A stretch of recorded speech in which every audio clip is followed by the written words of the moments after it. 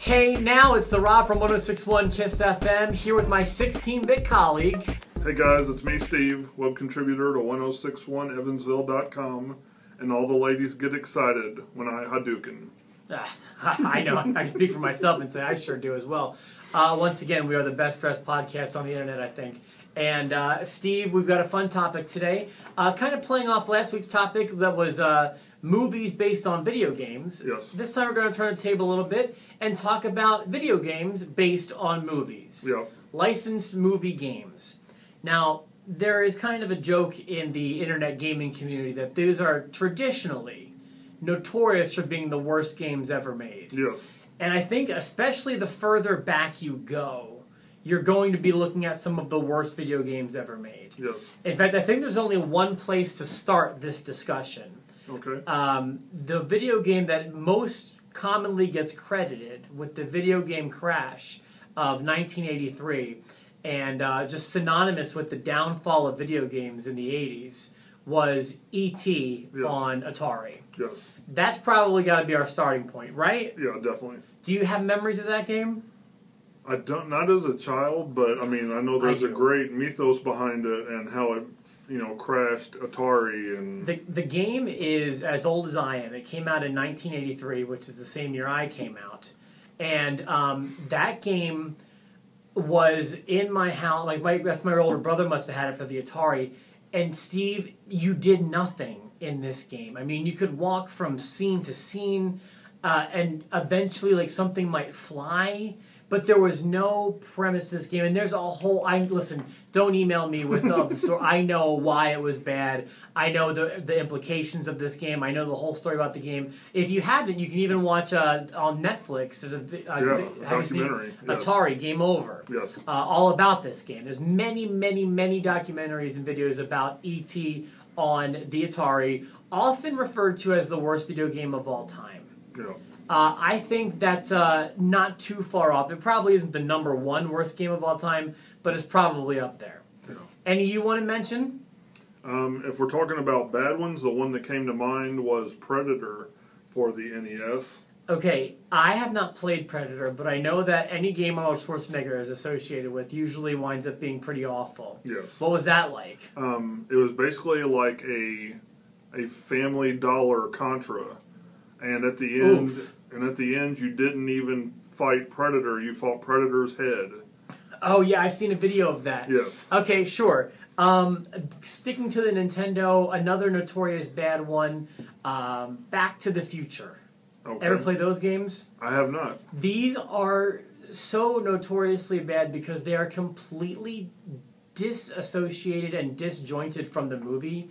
It's like, you might be rollerblading down the street trying to avoid all these guys carrying glasses and trying to collect clocks. Like that scene in Back to the Future 1 where Marty rollerblades down the street trying to collect clocks. Yes. Just like that, Of course, that begins a trend. You may not be aware of this, but I think anyone who studies bad video games, LJN, that little rainbow company in the corner of the video game, is most associated with making these steaming piles of crap. Wow. And calling them video games. For example, let's talk. Well, this one wasn't made by LJN, but have you ever played any of the Indiana Jones video games? Almost all of them abysmal.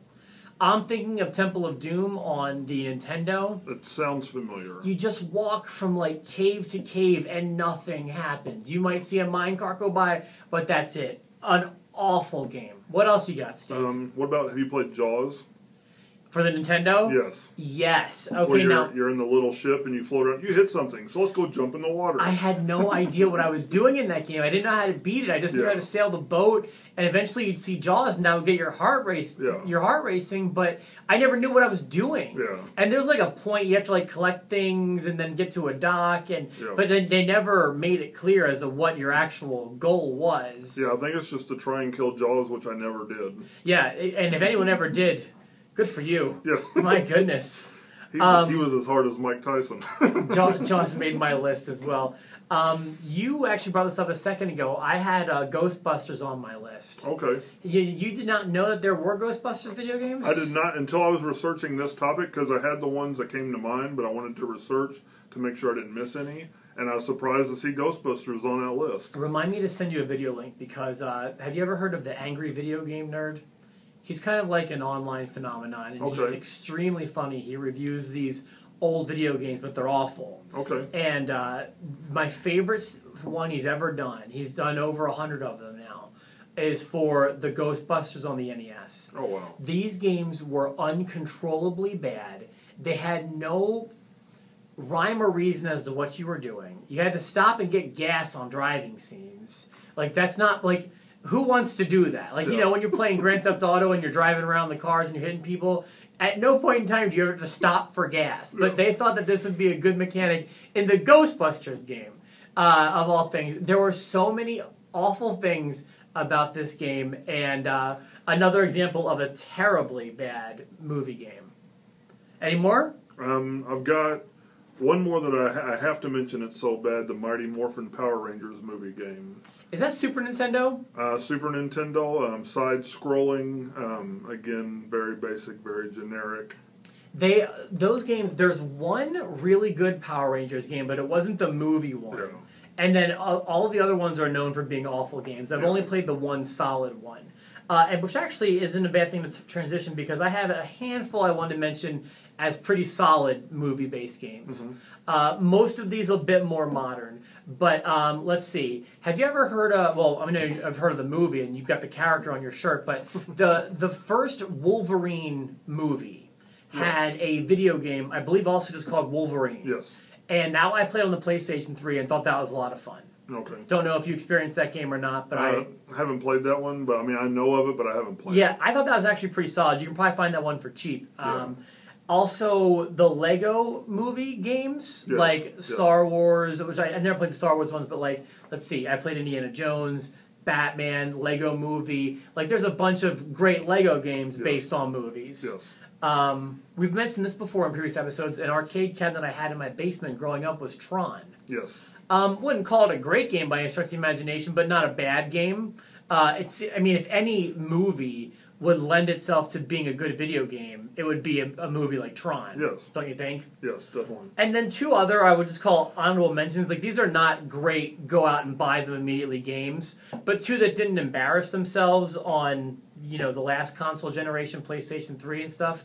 Godfather, based on the movie, and Scarface, obviously based on the movie. Scarface was like almost as good Grand Theft Auto, but it was with Scarface characters. Okay, yeah. And the premise was it picked up right at the tail end of the movie, but Tony Montana doesn't die.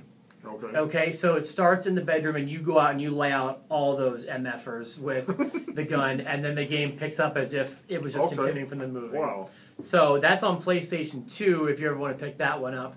Do you have any more you want to mention, or is that going to wrap it up? I actually got three I want to mention. They're all kind of older. First one I want to mention is Spider-Man from the first Tobey Maguire movie. Okay, never played those games, but I'm familiar with them. That one, I mean, it had good graphics, had good gameplay. I actually felt like I was accomplishing stuff as I went through it. Another one, an old one, Robocop versus Terminator. It doesn't hold up to today's standard, but when I was playing it, I knew I was Robocop. I knew I was shooting Terminators. It had enough graphics and it had enough action to keep me enthralled. I know that you love Terminator stuff. Yes. Probably my favorite, when you brought this up, this was the first one that came to mind. My favorite video game from a movie is Disney's Aladdin. Oh, I didn't even think about Disney stuff. That's a great choice. On Super Nintendo, the gameplay, the fluid, it's almost like an updated Prince of Persia where you can play that on the computer. Aladdin was on the Super Nintendo, and I will still play that to this day. Yeah, I have that for the Sega Genesis, and I still do play it. In fact, I played it in the past, I'll say 2 months or so, which is saying something for a 16-bit game. Yes. Nice job. Nice grab there. Yes. So there you go. Some of the best and worst video games based on movies. So for myself, the Rob, we're going to sign out. Of course, my buddy Steve. Thanks, guys.